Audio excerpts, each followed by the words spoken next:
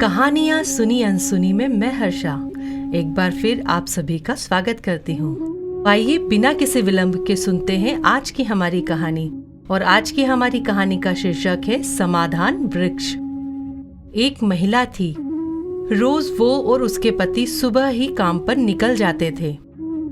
दिन भर पति ऑफिस में अपना टारगेट पूरा करने की डेडलाइन से जूझते हुए साथियों की होड़ का सामना करता था।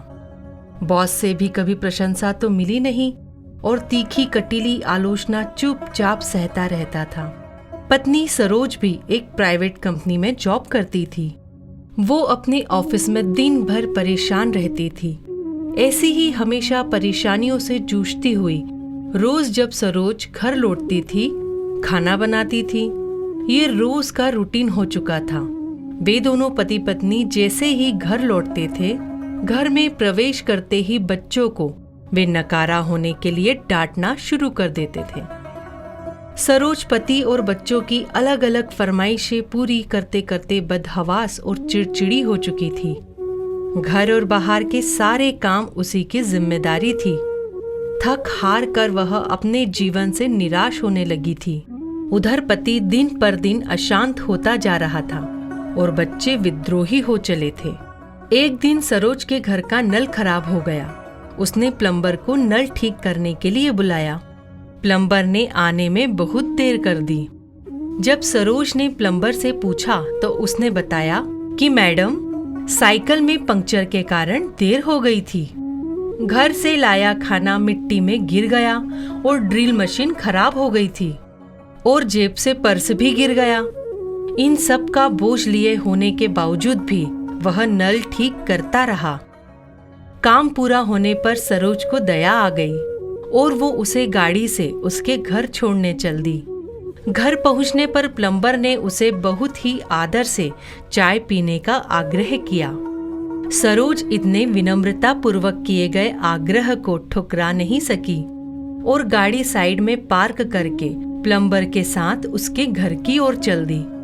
घर में प्रवेश करने से पहले प्लम्बर के घर के बाहर एक पेड़ था। प्लम्बर ने पास जाकर उसके पत्तों को सहलाया, चूमा और अपने औजारों का थैला उस पर टांग दिया। उसके पश्चात दोनों ने घर में प्रवेश किया। घर में प्रवेश करते ही प्लम्बर का चेहरा खिल उठा। बच्चों को प्यार किया, मुस्कुराती पत्नी को स्नेह भरी दृष्टि से देखा और चाय बनाने के लिए कहा। सरोज यह देखकर हैरान थी कि इतना सारा नुकसान होने के बावजूद भी प्लम्बर के चेहरे पर कोई शिकन नहीं। इतनी विषम परिस्थितियों में भी भला कोई कैसे खुश रह सकता है। दोनों ने अपनी चाय खत्म की। बाहर आते हुए सरोज ने जब प्लम्बर से पूछा कि तुम्हारा इतना सारा नुकसान हो गया था, उसके बाद भी तुम्हारे चेहरे पर कोई शिकन नहीं, आखिर ऐसा कैसे हो सकता है? सरोज के ऐसा पूछने पर प्लम्बर ने घर के बाहर लगे हुए पेड़ की तरफ इशारा करते हुए बताया कि देखो, यह मेरा परेशानियां दूर करने वाला पेड़ है।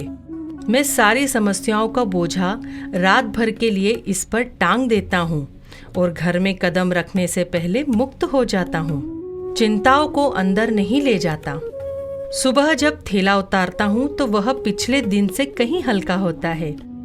काम पर कई परेशानियां आती हैं, पर एक बात पक्की है, मेरी पत्नी और बच्चे हमेशा मेरी परेशानियों से अलग रहें, यह मेरी कोशिश रहती है। इसलिए मैं अपनी सारी समस्याओं को बाहर छोड़ आता हूँ। प्रार्थना करता हूँ कि भगवान मेरी मुश्किलें आसान कर दे। मेरे बच्चे मुझे बहुत प्यार करते हैं, पत्नी मुझे बहुत स्नेह देती है, तो भला मैं उन्हें परेशानियों में क्यों रखूं? यह बात सुनकर सरोज आश्चर्यचकित थी कि इन सब परेशानियों से राहत पाने के लिए प्लम्बर ने कितना बड़ा दर्शन खोज निकाला था।